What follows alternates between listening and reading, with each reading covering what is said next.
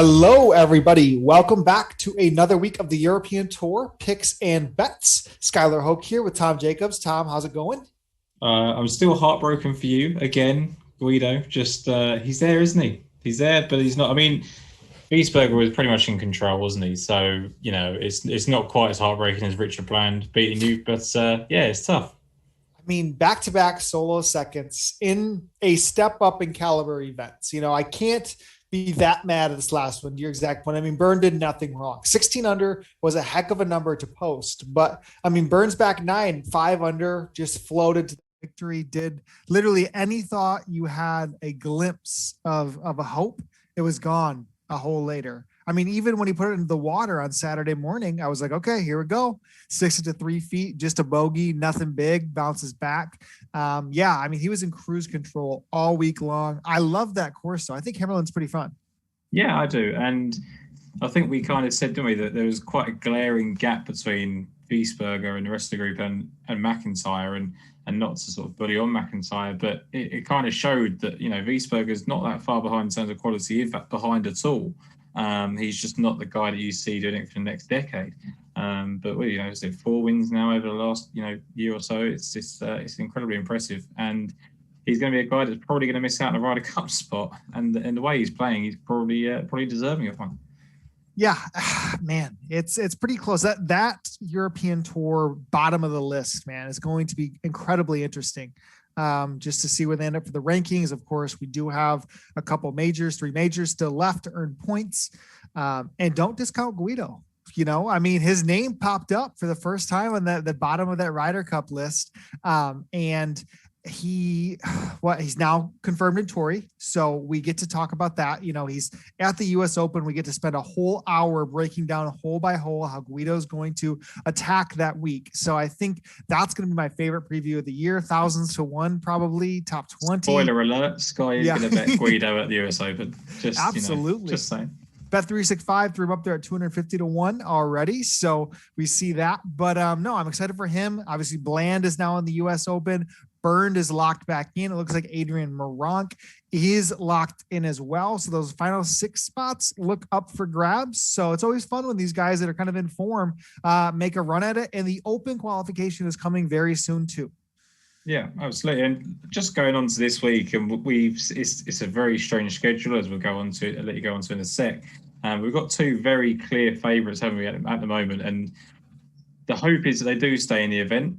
Just for to boost it up. But I know you're very wary of how well they fit the golf course, how well they suit the event, how they're probably a step up from everyone else in the field. So they're 6 and 8 to 1. But Bernd Wiesberger's there again at 16 to 1. Plays well in Germany, plays well here.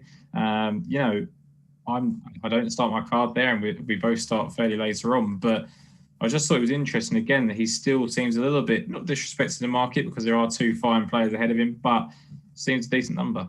Yeah, absolutely. And I think to your point, let's just intro right into the week. And we'll note it off with the fact that this event is starting on Saturday. So it's going to be reduced to 54 holes. So 3 rounds, Saturday, Sunday, Monday. There was some travel issues for any golfer that had spent time in the UK prior to coming into Germany. So they could have been there before going to last week's event in the Denmark. Then they had to stay, I think it's like a 10-day quarantine or some number of days that they couldn't get there. So literally some of them that were in the UK prior to Made in Himmerland are not able to arrive in Germany until Friday, and then they're going to tee off on Saturday. So I don't have a list of golfers that did that. Various ones, even if they're from there, could have been out of the country in time, but that is why they have made that change. And again, 54 holes now for this tournament. So I think it's a rather interesting combination because you're exactly right. I'm incredibly nervous about Abraham Answer and Paul Casey, fitting this course beautifully. We're playing Green Eagle Golf Course. We've seen this course now the last 3 times here. Paul Casey was the last winner we saw. Richard McAvoy out of nowhere won that tournament when Bryson blew up on that Sunday. And then Jordan Smith was the first winner here at this golf course. What do you think of Green Eagle? Yeah, I mean, look, you got to have an English guy in your card. You know, three times playing the course, three times winners.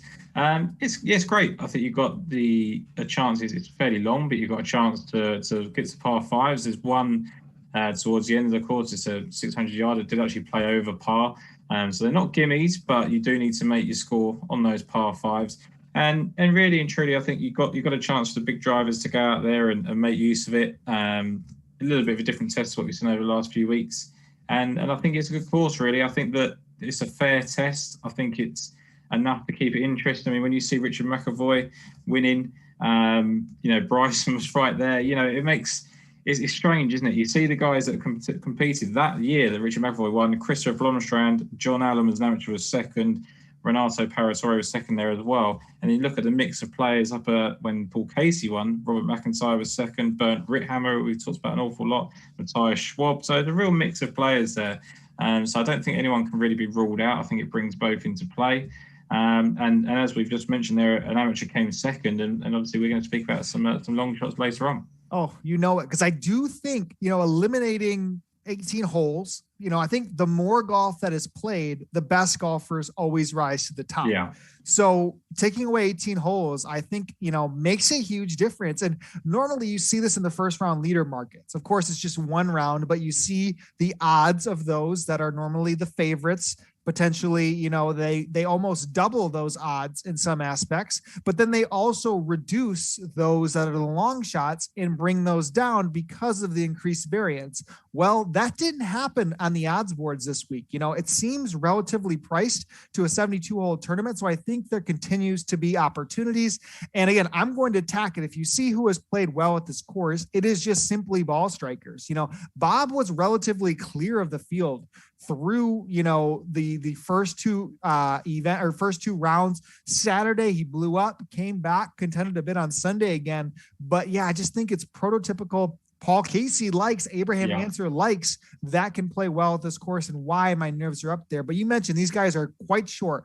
6, 8 to 1 are the numbers you can get on them. So I don't think, again, we're not here to talk 35 minutes, 40 minutes on why we think these runaway outright leaders could come from the top two. Like I said, I'm going to bet guys that probably their each way odds are paying more than all of these guys, if not their top 10 odds. So that's where I'm going to really back it up on this card. Is there anybody from the top of the leaderboard that stands out to you? So the closest I came was between Laurie Cantor and Adrian Moronk. And they both, shortened fairly significantly in the market, which I think they should have done. I think they opened up quite big. We've seen Laurie Cantor's been trending in the right direction with his irons over the last 3 or 4 starts. Adrian Moronk's just been playing excellent golf all season long, so you'd certainly expect him to break through at some point. And I think this is a course that he can do that on. So they were really the two closest. But the guy that you picked first of all, I think is the one that really stands out for me. Agreed. And it's the winner that we mentioned the first time this course was played, Jordan Smith. I mean, Jordan Smith's recent trends, and I guess what gives me a little bit of hope is his putter struggles. We know that's why Smith arguably hasn't broken through to what his talent really has him at. I mean, we saw on Sunday this past week, so he finishes third in Himmerland, where he was starting his trend up. You could see it coming a little bit, and he putted quite well on Sunday. He played, overall, I think, a true, solid event almost every single turn or round. If you look at it, he was -1, then -4, -4, -6 off the tee. Especially he was second off the tee on Saturday, first off the tee on Sunday. And finally that putter turned on Sunday, which got him to take a little bit deeper. He has, of course, the win here, comfortability. I expected a little bit lower of a number. I think 45s is very fair. I thought just because of him being historical winner here, might see 33s even. But yeah, I'm definitely starting my car with Jordan Smith. Yeah, and I think, like you said there, it is the comfortability factor. This is a guy that we've talked about a few times when he's been a long number. I think, in terms of ball striking, he's always going to give you a chance. It's just a case of the putter turning. Well, where is he going to be confident on the green somewhere he's won before?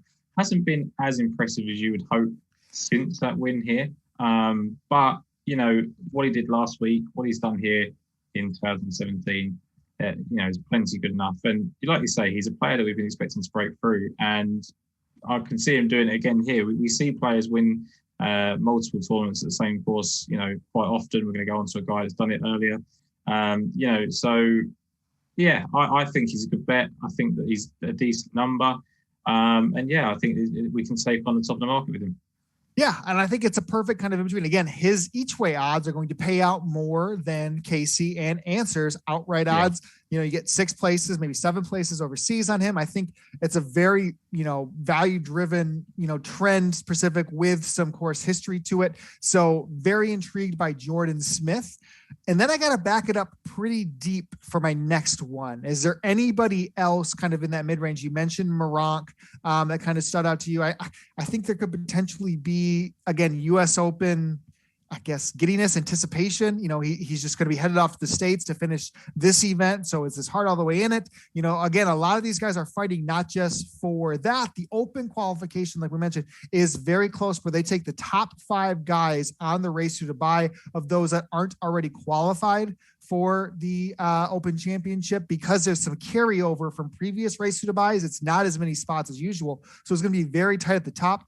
Don't you worry, Guido is inside the top 10 on the race to Dubai. We're going to see him out there in Dubai competing for a victory right now. So he would be in the Open if things held, but a lot of time does, kind of hold between us. But Marcus Armitage, I thought was interesting, a little bit deeper. Is there anybody here before we go into the next selection? No, so for me, you mentioned Armitage and he hit his irons really well last week. We know when he's a guy that when he does strike his irons like that, you kind of pay attention. I kind of have a bit of a negative towards him and generally haven't kind of got over that. But you mentioned about Jordan Smith, and what I liked as well, I don't know if you kind of took it into account, but how he's played in Germany in general as well. He's got a 3rd place finish at the BMW International Open, led after 54 holes there. So I think he's a guy that would really benefit from the shortened event. And yeah, I put not a lot of stock, but I put some stock in the location for him, if you like.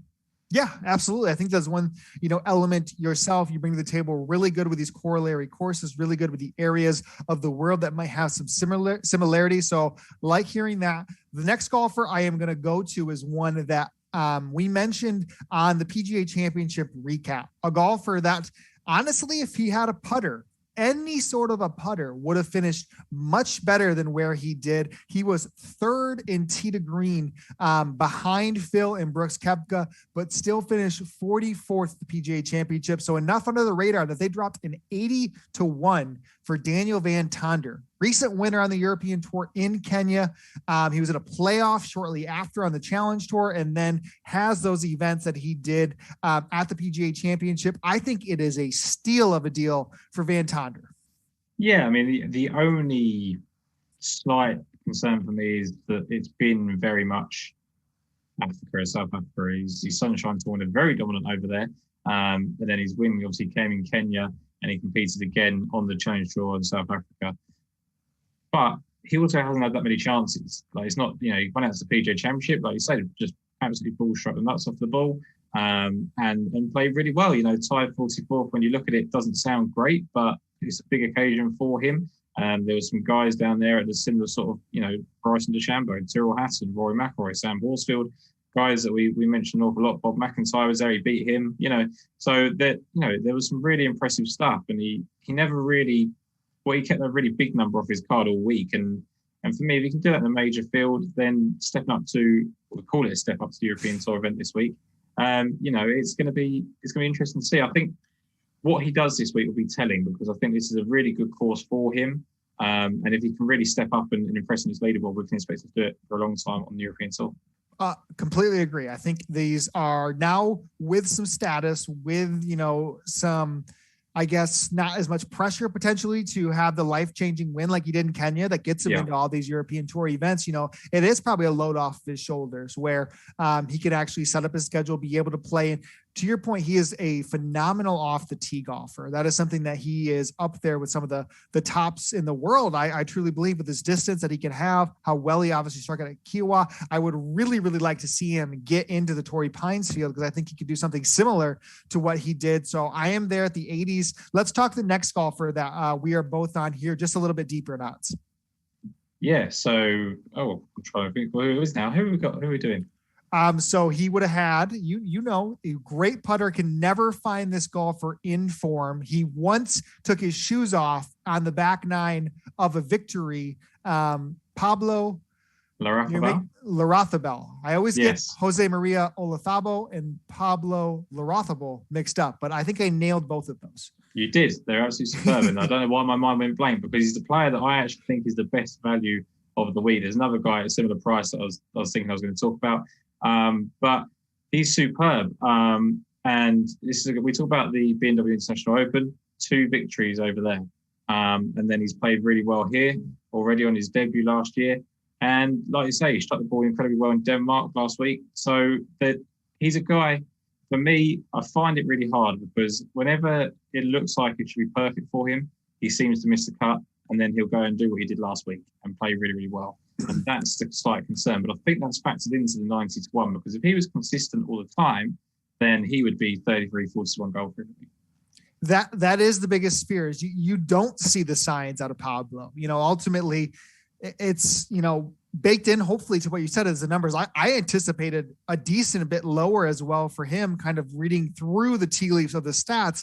And again, so European Tour has had data since 2018.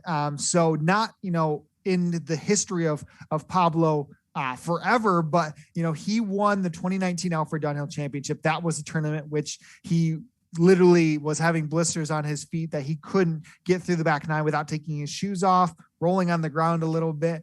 But he had, great ball striking that week. But last week, his approach numbers were better than I've ever tracked on him on the European Tour's data.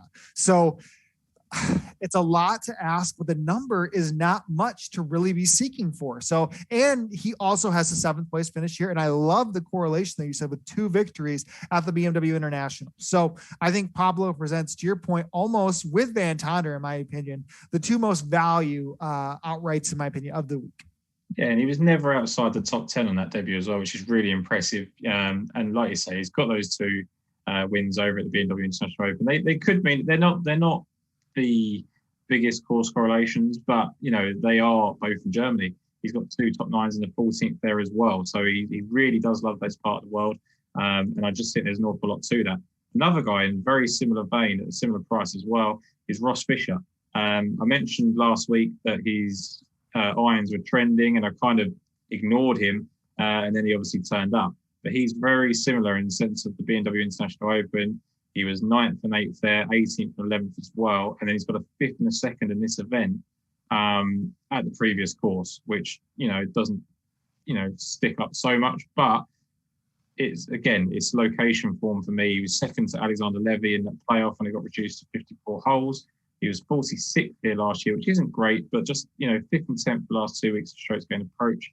Plenty of room for improvement on him because of his putting. Like Larrazabal, he's very streaky. He's a guy that both of them have won multiple times on the European Tour. They can turn it on when they get in the hunt. And I like those kind of players. And I think they're at this kind of level because, as we just said about Larrazabal, when the stars align for him, he doesn't turn up, and then he'll go and do what he does in Mexico, WGC. He's that type of player. He's getting slightly, long in the tooth now, slightly older in years, but I think he's still got a chance of winning here, especially with the English contingent that have done here in the past. He was probably the last one I left off. Very close on Ross Fisher. I ended up siding with a golfer that you're intrigued on as well, in Shubhankar Sharma. Sharma and Fisher, in my opinion, are hand in hand with their recent trends of ball striking. But what really got me, I think, is ideally this course is very long, and it doesn't necessarily need you to be distance driven. I actually think accuracy is more important here. And Sharma just edges, both Armitage and Fisher, who are both the trending ball strikers, in that accuracy, in my opinion. So that's where I ended up siding with Shubhankar Sharma, 150s, 175s, again, finished 8th just last week, didn't really sniff contention all that much, but continued to be really good from a ball striking standpoint. And again, I think that is something that he has shown consistency with when his irons kind of turn, that it's not a surprise to see him do that, multiple events in a row. He was 2nd tee to green on Saturday, 1st and off the tee on that day. He ended up being -6 and -4 on the weekend, which was, one of the stronger weekends out there. So that, in my opinion, is just something to carry over right there with Ross Fisher. I ended up siding with Sharma. Yeah, absolutely. Another guy as well. It was kind of a late ad for me. We talk about the picks before we come on and discuss who we'd like to see, so we know where we're going. Alexander Levy. I looked into that location form. Very much something that I don't always use because sometimes it doesn't really work, but I think it really does work in Germany. And he's a guy that's, he won this event when it was 54 holes, as we just mentioned to Ross Fisher. He was in the playoff loser later to Jordan Smith. And then he was third and 12th at the International Open previously as well. And he was first after 54 holes on one of those starts in the International Open. Followed up with a 13th place finish here, 3 starts ago. He's a guy, we've said it about the last two, he's very unpredictable. We saw earlier in the year when we mentioned him when we first started the show where he was trending with his irons and that caught the eye and we were kind of trying to get on him and he didn't really come through. And I think he's just a guy that you just don't know when it's going to happen. Again, factored into the price. Loves Germany. He's a 3-digit number. We know he can get the win when he gets into contention. He really does love the fight down the back.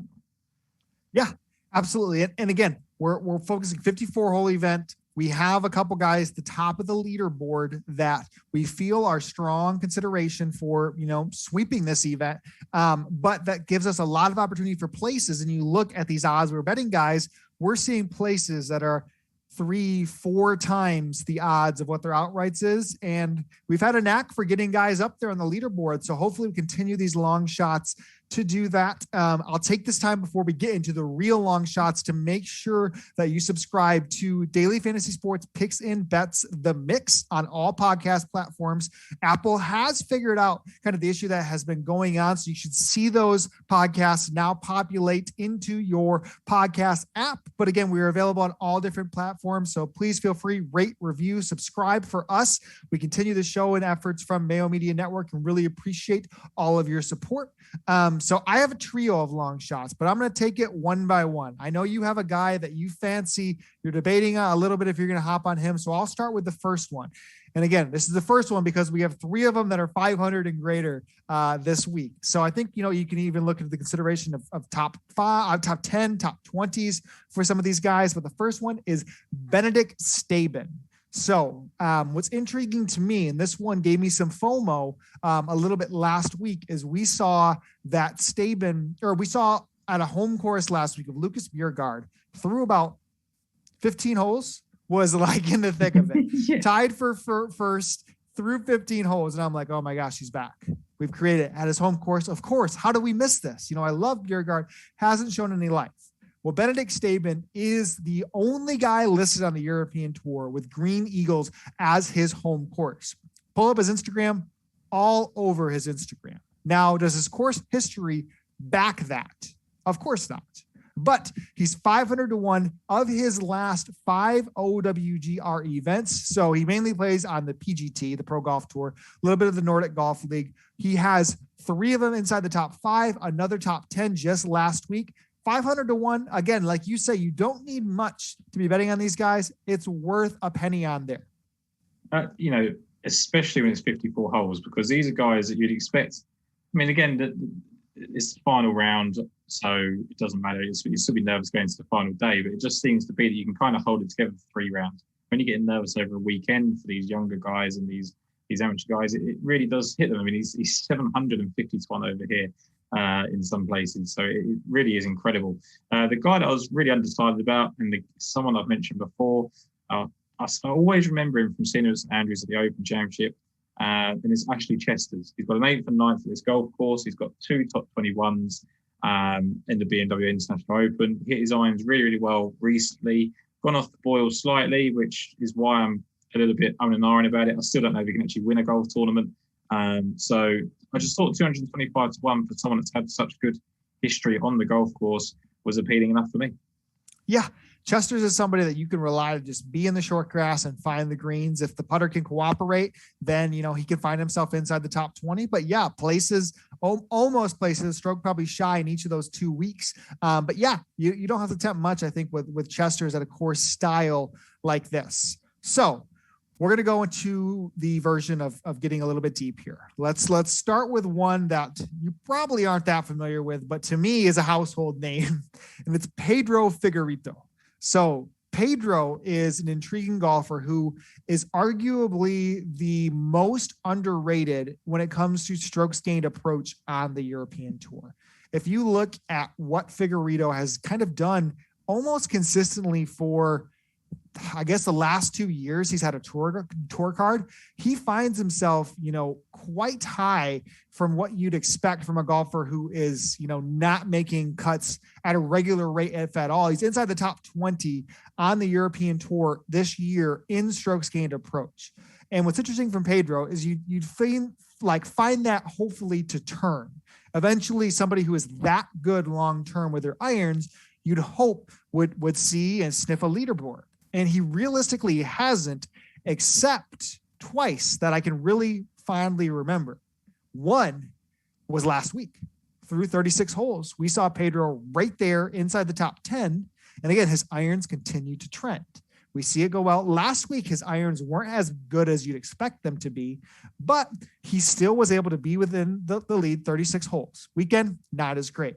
The other time I vividly remember it was this event in 2019. Top 10 through 2 rounds. Again, the weekend didn't go as planned, but his approach was third that week. So, a couple little correlations there that we see leading up to this. And again, 54 holes, I think it makes a big difference. And my biggest fear is he struggles off the tee mightily. He's so short that even his best iron performances aren't like prolific greens and regulation getting close. It's because he's short and not that accurate. You need to be accurate here and be well with your long irons. Last week, of those who made the cut, he led the field in accuracy. So I think that's a lot of points trending for somebody who's 750,000 to 1 out there for a 54 hole market, for this week. So Pedro's the first one. Any thoughts on Sir Pedro? Well, I liked it. And then you mentioned the 10th place after 2 rounds here last year or 2019. Guess where he was in 6th place after 1 round? BMW International. Okay. Yeah. So in 2019, he was there. He was 3 behind Andrea Pavon in the lead. He did miss the cut. he did shoot 74 in the next round. But he obviously has a familiarity with the location. He obviously likes the green setups in both places. And like you say, I mean, this is a guy that he's 750 to 1. If he outscores himself on DraftKings, if he gives us a run at it over the weekend, it's worth it, isn't it? This is a guy that he can, we see lesser players and lesser skilled players contend. And, what he does from that over the weekend, we don't know, but hopefully he goes up there and has a go at it. Absolutely. And so DraftKings, I think it's a great point. They haven't officially put contests up. From a little feedback we've gotten, it looks like it's going to be the showdown formats this week. So that means one day, they're going to have 3 separate days for that, because 54 holes, they like to split that up compared to a 72 hole event. They would have had the full event contest. So look to have those 3 days, and he can take a deep one of those days, as we've seen him do. The last golfer, there was one that was, I guess, 2 that were close for me. One that ended up being priced a little bit lower than anticipated when we looked at some of the Pro Golf Tour numbers, which was Yannick Debrun. You mentioned him to me as well. 21-year-old amateur, had a 6th place finish on the PGT last week as well. He has 2 other top 10s with it. Hasn't broke through from a win, but he was available more in the 300s on 365 at Open. The golfer that I am going to go with is another amateur by the name of Matthias it's Schmid. Yeah. SHMID. Matthias Schmid, 23 years old, out of Louisville. He's touched the top 20 of the WAGR, the World Amateur Golf Rankings, in the past. Nothing all that prolific. Obviously, to get your way up there, you've had to have continued success. But the moment that I think things really lit up for me is last week. There was the Dallas Sectional. So U.S. Open qualifying is going on. The Dallas Sectional, which is a strong field. It's, we saw Veerman qualify in that last week. Scott Piercy was teaming up. All of the best Korn Ferry Tour guys were there. Some very strong talents that you could arguably say is equal to, a below average European Tour field event, a smaller one. I think that's, maybe not the best equivalent, but it's probably the second, if not the hardest sectional that is out there. He was the medalist there, co-medalist, finished -9 through 2 rounds just 2 weeks ago. So big opportunity. He is a bomber from kind of the looks into it. Ben Coley also tipped him. So the thousands might not be there for the week, but I think Matthias Schmid at that number, from what we're reading into in the recent form, checks a good bit of boxes for the 1,000-to-1 that was open there on the outright. And all I would say, and this I'm just pretty holding myself to my own standards, so everyone else might be far more intelligent than I am. There's someone called Matt Schmidt as well, which don't get confused. It's not the same guy. I don't know why I think that, but Schmidt, just be careful. You mentioned Yannick De Bruyne. I really liked him. 21 years of age. We see guys come off the pro golf tour now. I think people forget that that's where Sammy Valimaki come from. Martin Kleiman started there in 2006. It's someone that gets played around in Germany an awful lot. And he's 8th in that order of merit, right behind Staber there, and they get onto the Challenge Tour. So it's a big step up for him, and he will really want to impress this week in the hope of, securing his card in the Challenge Tour next season and knowing that he can play at that level. There's one other guy that I wanted to mention, Quatero Blanco. He's been hitting his irons absolutely superbly. Emilio Quatero Blanco, he's 500-to-1. He's ranked 3rd and 12th in his last 2 recorded starts and strokes gained approach, gaining 6 strokes in those time. He was 13th after round 1 in 2019 before shooting 79 to miss the cut. 14th from Cape Town, 22nd in Challenge Tour 2 starts ago. He opened with 66th in Kenya earlier in the year, 47th in Austria. It's nothing great, but I think, like we've mentioned with some other guys, the 54 hole really brings some of these into it. I think also the guys that are not having to travel over from Himmerland, the guys that have not got these logistical issues, they're not flying red-eyeing on a Friday, it could be a huge advantage. There's so many unknowns because of what's going on. It's an unprecedented situation. These long shots may just find their way through. And we may find ourselves with a couple field changes before Saturday happens. I wouldn't be surprised to see big names pull out or not be able to travel or deem it not worth it.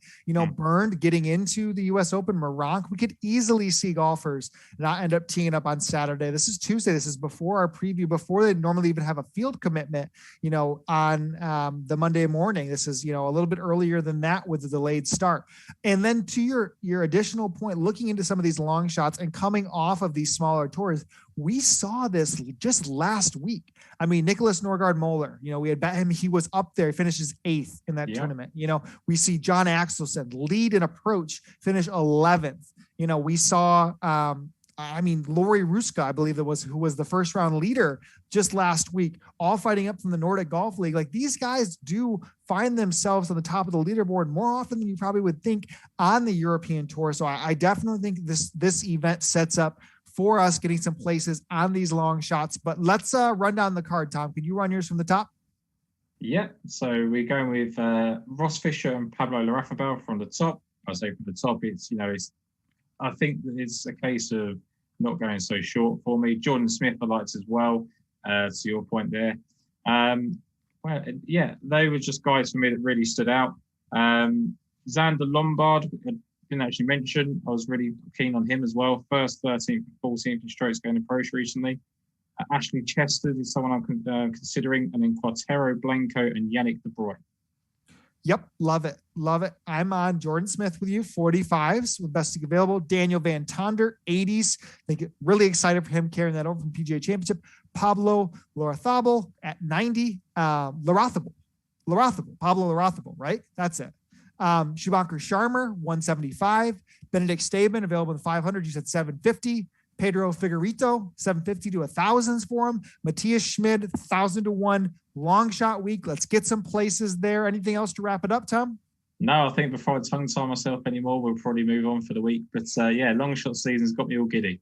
Yeah, absolutely. We have the U.S. Women's Open this week. I know you guys did a preview talking about a little bit more. Excited for that event. Big week ahead, and we're right around the corner from Torrey Pines, Guido Migliozzi, first major. Thank you guys again for tuning in for another week of the European Tour Picks and Bets. Best of luck, everybody.